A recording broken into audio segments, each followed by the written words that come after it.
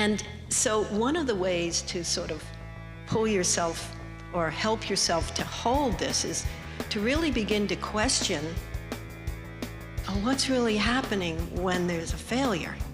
So someone gave me this quote, another quote, this one's from James Joyce, and he said, he didn't use the word failure, he used the word mistake, making a mistake. And he said, mistakes are the portal to creativity. Mistakes are the portal to learning something new, having a fresh look on things. So I just want to say that it's a little hard to tell, actually, what's a failure and what's just something that's shifting your life in a whole new direction. And I'll use me as an example of that. So the worst time in my life when I felt like the greatest failure, and this had to do with a second failed marriage, which is not the reason I became a nun, by the way.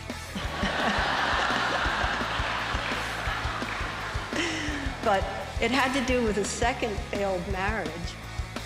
And I had never experienced such rawness and vulnerability and pain as around that particular groundless, rug pulled out totally kind of experience. And I really felt bad about myself. So it took me a good 3 years to actually make the transition from just wanting to go back to a solid ground of what I had known before, and the willingness to actually go forward into a whole brand new life, which now, looking back, is this life which I stepped into as a result of that life just totally falling apart. And so it was the worst time of my life, and it resulted in a really good life that has a lot of happiness and well-being, profound well-being, pervading it, my life. And even if that inner transformation hadn't occurred, even by conventional success, guidelines of conventional success, it resulted in me becoming a best-selling author.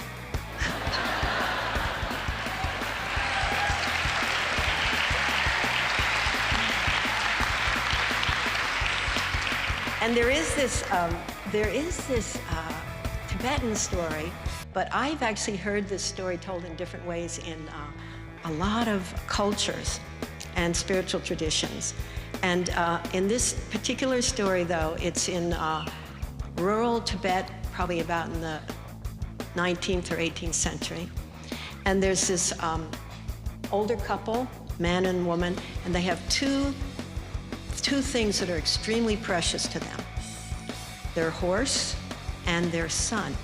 And the reason the horse and the son are so precious to them is because they need them to survive and farm the land and to tend to everything that needs to be done. The horse does a lot of work and the son does a lot of work. So they live in a small village or right outside, and the horse, the stallion, this well-tamed stallion, runs away. So the wife and all the people in the village, they say, "Oh, OMG. This is definitely the worst thing that could happen. This is terrible. This is like the worst thing." And the old man says, "Maybe yes, maybe no." So the very next day, the stallion returns with a mare. That's why he ran away. So he returns with a mare, and so now they have two horses. And the wife and all the people in the village say, "Wow, this is the best thing that could possibly have happened.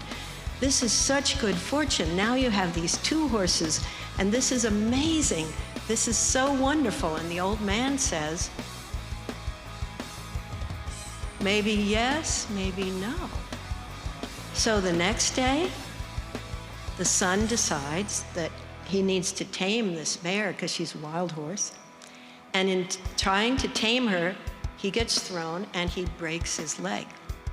You can imagine what the wife and the rest of the village said. Oy vey, oy vey. Why us? This is the worst thing that could possibly happen to you. This is a catastrophe. And you know by now what the old man said. Maybe yes, maybe no. The next day, the army comes in and takes away all the able-bodied men to fight in the war. The wife and the villagers really haven't still gotten the message that I'm trying to get through to you. And they just are still, blown around by outer circumstances. When it goes up, they're overjoyed. When it goes down, they feel their life is over. But the old man says, well, maybe yes and maybe no. So that's as far as the story goes, but you can imagine it going on to infinity. So like I could have said, well, I actually was saying it to anyone who would listen. This is the worst time of my life is over, everything's terrible, I'm gonna die, etc. And if the old man had been there, he'd say, well, maybe yes and maybe no. So